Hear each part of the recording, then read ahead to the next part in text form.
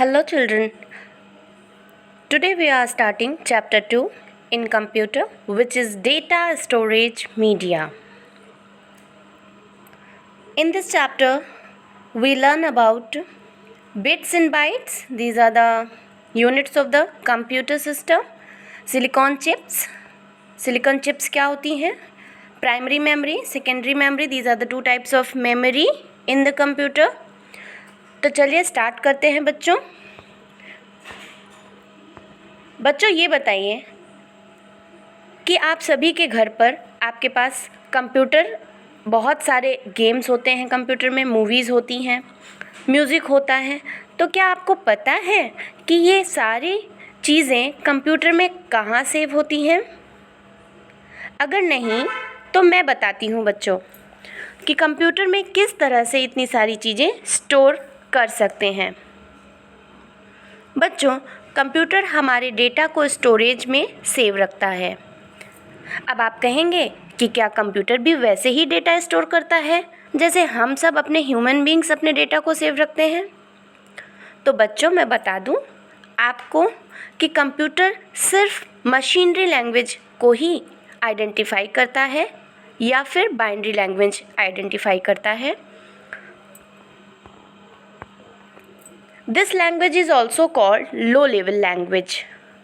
Binary language को हम low level language के नाम से भी जानते हैं. The low level language uses the binary digits units of 0 and 1. The short form of binary digit is bits. जो लो लेवल की लैंग्वेज होती है, कंप्यूटर की जो लैंग्वेज होती है, वो सिर्फ 0 और 1 के डिजिट को ही यूज़ करता है. This short form of binary digit is bits. और ये शॉर्ट फॉर्म जो बाइनरी डिजिट की है उसे हम बिट्स बोलते हैं. ये आप देख सकते हैं कंप्यूटर में सिर्फ 0 और 1 का ही यूज़ होता है. वो कोई भी डेटा हो, कंप्यूटर उसे 0 और 1 के फॉर्म में ही एक्सेप्ट करता है. So let's proceed. Bits and bytes. बच्चों मैं आपको अब बताती हूँ कि बिट्स और बाइट्स क्या होते हैं. Bits and bytes are the most common units in the computer. Bits और बाइट्स कंप्यूटर के बहुत ही कॉमन यूनिट्स हैं. A bit is actually the shortest form of the binary digits 0 and 1. Bit जो है हमारी बाइनरी डिजिट की सबसे छोटी डिजिट यूनिट है. 0 और 1 की सबसे छोटी यूनिट को हम क्या बोलते हैं? बिट.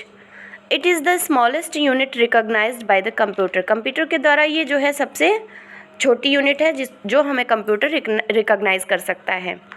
सभी डेटा जो कि हमारे कंप्यूटर में होता है, चाहे वो कोई वर्ड के फॉर्म में हो या किसी वीडियोस के फॉर्म में हो या कि किसी ऑडियो के फॉर्म में हो, कंप्यूटर उसे 0 और 1 बाइनरी डिजिट के फॉर्म में ही रिकॉग्नाइज करता है.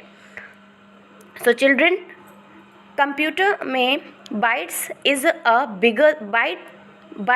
Bigger than bit. जिस तरह से हम यूनिट्स जनरली पढ़ते हैं, किलोमीटर, मीटर, सेंटीमीटर, तो आपको सभी को पता है कि सेंटीमीटर से बड़ा किलोमीटर होता है, मीटर से बड़ा किलोमीटर होता है. वैसे ही कंप्यूटर की लैंग्वेज में जो बाइट होता है वो बिट से बड़ा होता है. There are 8 bits in a byte. आपको जैसा कि बुक में दिया हुआ है, you can read this paragraph properly. The value of a bit is usually stored as 8 above or below a designated level. Electric charge in single capacitor within a memory device. किसी भी memory device में जब 8 bits मिलते हैं तो वो 1 bite का formation करते हैं. Same as half a byte 4 bits is called nibble. जब हम बाइट को हाफ कर देते हैं यानी 4 बिट्स होते हैं, that is called nibble. In some system the term octet is used. और इनके लिए ऑक्टेट का यूज़ करते हैं हम वर्ड, क्योंकि 8 डिजिट को मतलब क्या बोलते हैं? ऑक्ट बोलते हैं. सो this is called the octet. So children आगे देखिए. In many system 4 8 bytes or octets form a 32-bit word. In such system, instructions lengths are sometimes expressed as full one. 32 bits in length और half word 16 bits in the length. जब हमारे पास 32 बिट्स का formation होता है, that is called a word. तो half word क्या होगा, 16 बिट्स का। अब आप यहाँ पे देख सकते हैं कि यहाँ पे एक टेबल बनी हुई है, सो कैन रीड इट। मैं आपको इस तरह से समझा सकती हूँ कि 1 बिट, आप ग्रीन वाली टेबल को देखिए, 1 किलोबाइट इज इक्वल टू, इसको शॉर्ट फॉर्म और लॉन्ग फॉर्म में लिखा हुआ है ग्रीन वाले बॉक्स में। ऑब्जर्वेशंस में 1 किलोबाइट मतलब 1 KB, 1 megabyte is equal to 1 MG, और MG मेगाबाइट किलोबाइट से बड़ा है, गीगाबाइट मेगाबाइट से बड़ा है, टेराबाइट गीगाबाइट से बड़ा होता है, पीटाबाइट टेराबाइट से बड़ा होता है। Same as follows.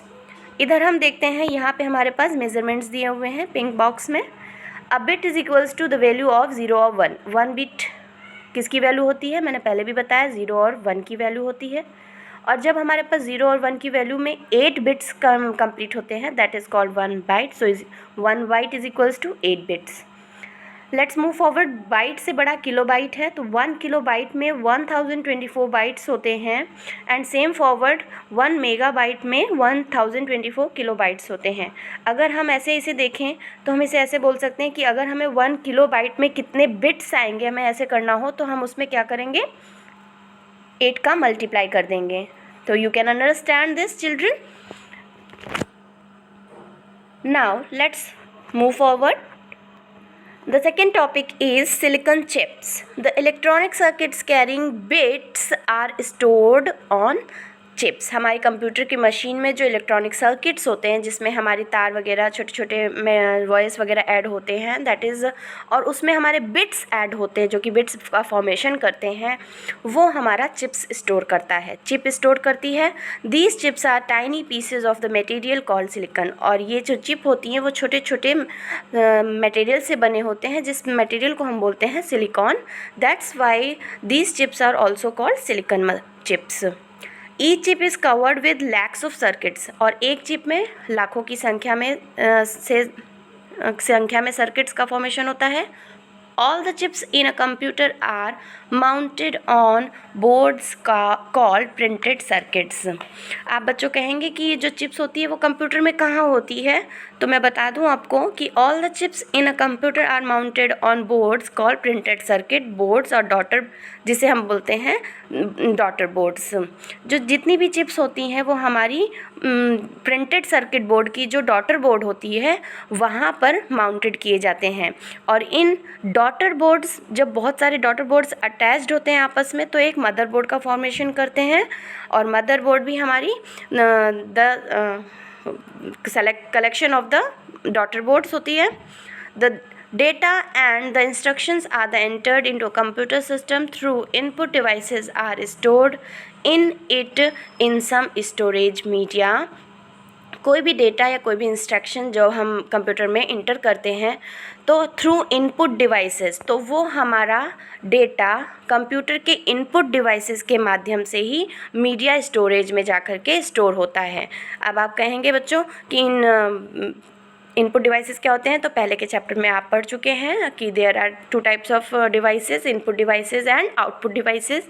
Input devices वो डिवाइस होते हैं जिनके माध्यम से हम किसी भी वर्क को कंप्यूटर के अंदर प्रोसेसिंग कर सकते हैं, that are called input devices, as like keyboard, mouse. These are, इनको हम कीबोर्ड कंप्यूटर के मॉनिटर में अंदर इनका डेटा फिल कर सकते हैं, so these are called input devices. Computer memory is of 2 kinds. हाँ, now the media is known as memory. तो वो जो हमारी मीडिया कलेक्शन होती है, जहाँ पे मीडिया की फ़ाइल हमारी सेव होती है कंप्यूटर में, that is called memory of the computer. This memory is made up of chips. और ये मेमोरी हमारी चिप्स से बनी होती है। Computer memory is of 2 kinds. और कंप्यूटर की मेमोरी 2 टाइप्स की होती हैं, primary memory and secondary memory, जिन्हें हम प्राइमरी मेमोरी में डिवाइड करते हैं और सेकेंडरी मेमोरी में। We can classify it through a hierarchy diagram. Hierarchy diagram के माध्यम से यहाँ पे आपको समझाया जा रहा है। Computer, there are 2 types of memory, primary memory and secondary memory.